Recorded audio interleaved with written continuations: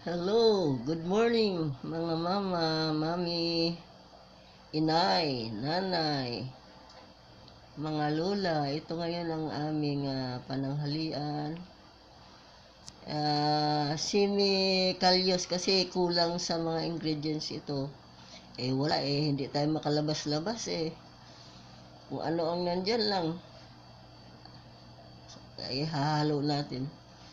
Basta marunong ka magluto, di ba? Mga mother. Yan.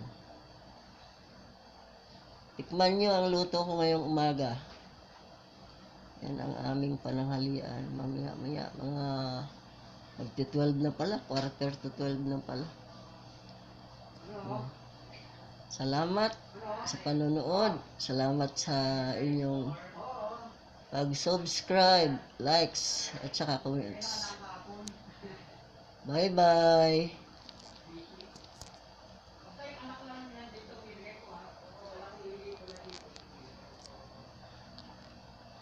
Ay, bakit pinatay ko?